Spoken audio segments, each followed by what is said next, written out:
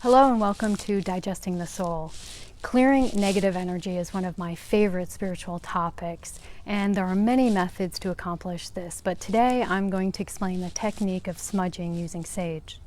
Now, smudging can also be used, you might be familiar with crossing over ghosts or removing negative entities, but my focus today is on clearing the accumulation of negative energy within your personal living environment.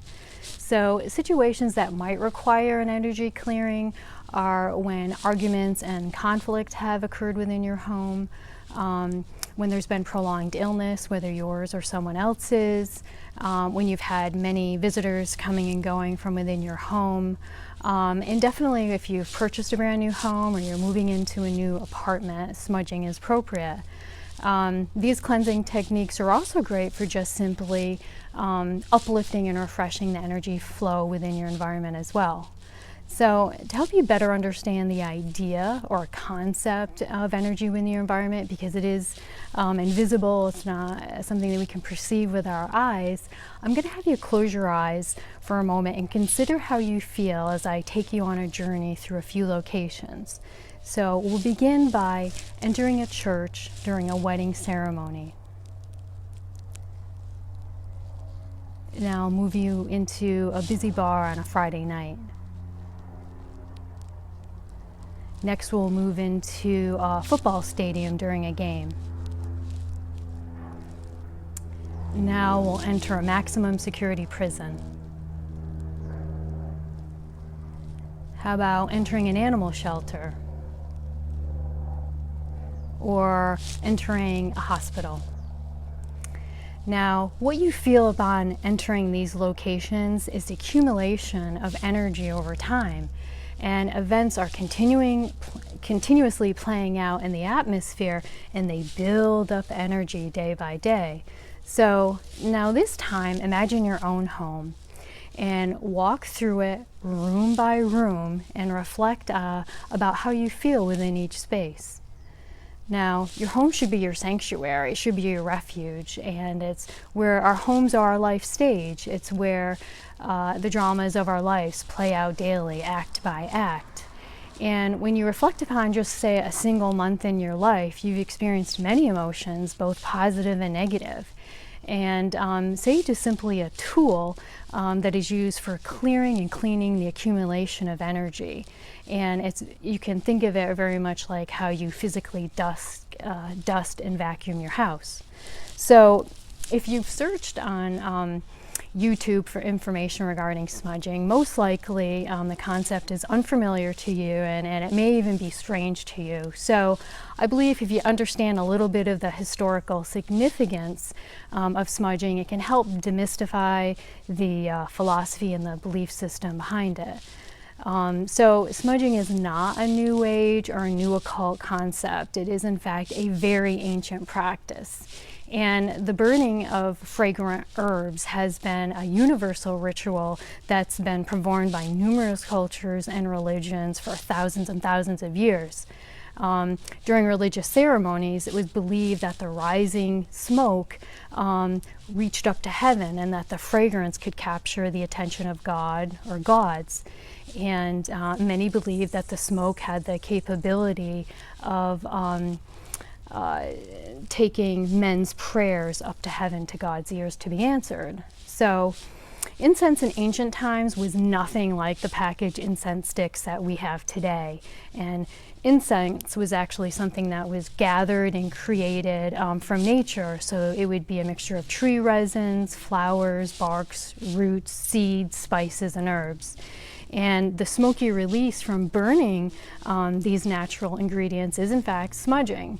So if you look back at ancient texts from Egypt, from Asia, India, Greece, Rome, they all will reference some form of smudging as a religious ritual of purification. So a good example is today you will still find hundreds of incense sticks burning outside Buddhist temples. And the belief behind that is the smoke of the incense is to purify the space surrounding outside the temple, and it also forces people who are visiting the temple to pass through the smoke as a cleansing before they enter the sacred temple for prayer. So throughout the Middle Ages, sage was very much revered for its numerous healing and medicinal properties. And literally from head to toe, there was something that sage was believed to remedy or cure. And the word sage comes from the Latin word salvere, and that means to save or to heal. Now, throughout the Middle Ages, it was also referred to as sage the savior because it was one of many ingredients in a concoction called the Four Thieves vinegar. And this was a blend of herbs that was supposed to ward off the plague. And this folklore has only strengthened over time the belief that sage can ward off evil. So now, before you actually begin the smudging ritual, I always tell people the most important thing is being very clear and setting your intention. And if you take a few minutes to meditate about what you want to accomplish, focus on the why you have decided that your environment requires an energetic clearing. And this will help you easily come up with your mantra or your prayer, or really it's an affirmation that you'll be using as you're walking around with your sage stick. So for example, if you're overcoming illness and you're trying to clear out those energies, you should probably select words of health, good health, and vitality. If you've experienced significant discord within your home, you're probably going to want to choose words of love and peace. If you've purchased a new home, you're probably going to want to focus on, success and happiness of your life living out in this new environment. And so I definitely believe the words that you personally choose are the most powerful and effective during your cleansing ceremony. I will provide some general scripts to give you an idea, but you can also search the internet. There are many examples if you can't come up with your own. And the other thing I would say is many people prefer to call in their own spirit guides to assist during the cleansing ritual, or you can call in other spiritual beings, either archangels or any beings that are affiliated with your own personal belief or religion. So we'll move on next to setting up an actual altar of the tools that will be required. But first, I also just wanted to go over that probably most people today, when they think of smudging, will probably relate it to the Native American culture. And when they do their religious ceremony, they use it to bless both people and spaces as a purification tool as well. What they're doing is calling in on the four elements of earth. So the actual sage herbs is representing the earth element. They will often use a seashell, and that will be to catch the burning ash from the burning sage, and that represents the water element. Now, the fire that they use to light the sage is representing the fire element. And then lastly, the smudging smoke that's going up in the air is representing the air element.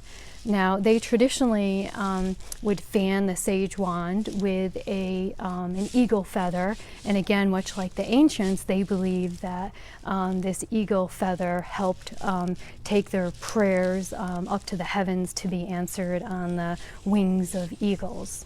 So onward next to the actual process of smudging.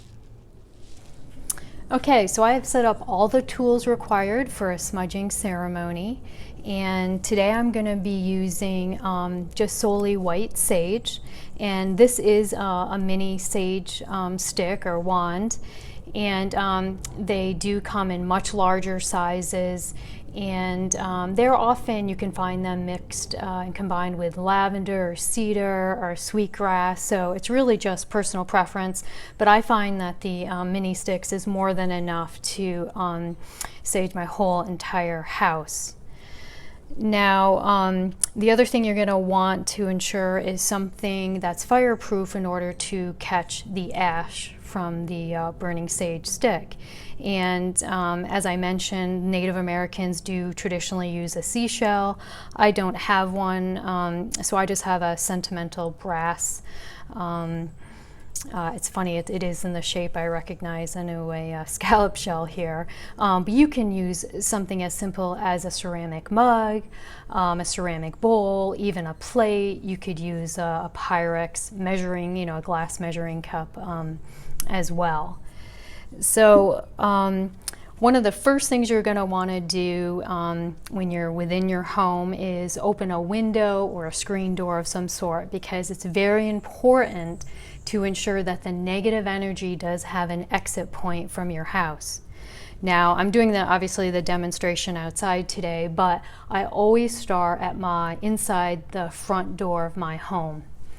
And this is where I light the sage. I begin reciting my affirmation, and I've always intuitively just performed the ceremony moving counterclockwise through my house. But there are a lot of people who will light the sage, they will hold it out in front of them, and they will determine whether the smudging smoke is going to the left or right, and they will follow that guidance and direction. So again, that's up to you. And so I'll begin lighting it here. And I always do light a white candle because I do call in my spirit guides and guardian angels for assistance during the ceremony. And basically, you just want to light it until you see the smoke rising from the ambers here. And you might want to practice lighting it a few times before you actually start the ceremony, because it is tricky to get your hands to hold the container, hold the sage wand. And I didn't always have a feather, so I often just guided the smoke with the back of my hand. You can also use the feather like this. So at the front door of your house, I would begin citing your affirmation or your prayer that you've chosen before you begin to move. And probably the most common one that I use is, I now release all negative energy that no longer serves my highest and greatest good. Only love, light, good health, and happiness may remain in my home. And you would just continue to walk within your room. You would go up a wall as high as you can, as low as you can to the baseboard. You would outline the perimeter of each window in that room. You would make sure that you fan smoke into each corner, high and low.